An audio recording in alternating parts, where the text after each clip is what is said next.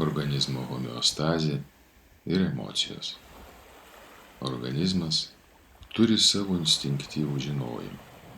Fiziologijos moksle tai vadinama homeostaze. Ši žinojimo jėga ir galia susieja į visumą mūsų fizinio kūno atomus ir molekulės. Tai jį padeda prisitaikyti prie aplinkos ir reaguoja į mūsų proto kalbą, mintis ir emocijas.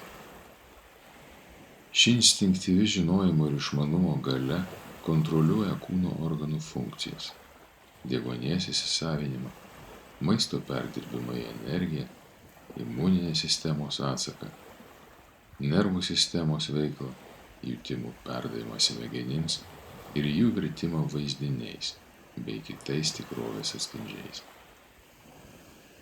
Ši galia reguliuoja mūsų reakcijas į mūsų supančią aplinką. Iš šios instinktyvios galios kyla ir instinktyvios organizmo reakcijos – baimė, pyktis ar malonumo pojūtis, atitinkamai patyrus grėsmę, iššūkį ar pozityvius potyrius. Pavojaus akivaizdoje mes išsigąstame, greičiau pradeda plakti širdis, padažnėja kvėpavimas, susitraukia raumenys, vyksta didžiuliai pokyčiai, išsiskiria energijos pliūpsnis, organizmas adaptuojasi, mes pasiruošime bėgti arba kovoti. Tokios instinktyvios reakcijos į išorės poveikį kiek primena mūsų emocijų sukeltas reakcijas.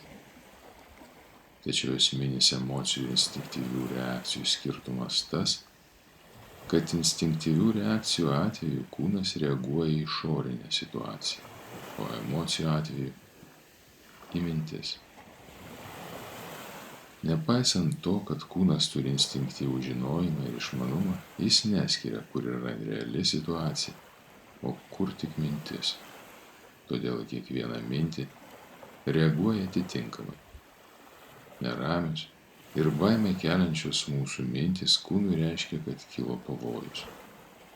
Tuomet jis atitinkamai reaguoja padažnėjusiu pulsu ir kvėpavimu, susitraukiančiais raumenimis, kitais organizmo pokyčiais, nors tuo metu gulite savo lovoje.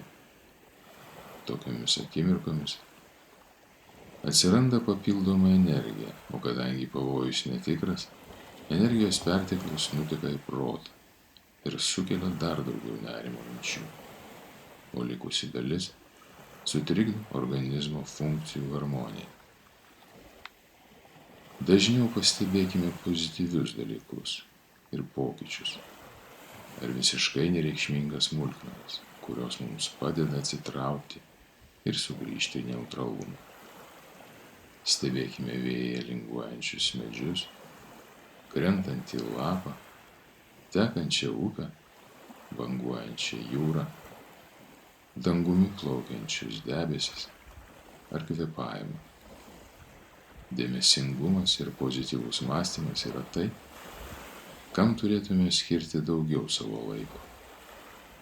Kaip teigia rytų išmintis, kur mūsų dėmesys, ten ir mūsų energija. Išgyventos teigiamos emocijos virsta į pozityvų mąstymą ir požiūrį, kurie padeda priimti įvairias gyvenimo situacijas ir adekvačiai bei kritiškai reaguoti į aplinkinį pasaulį.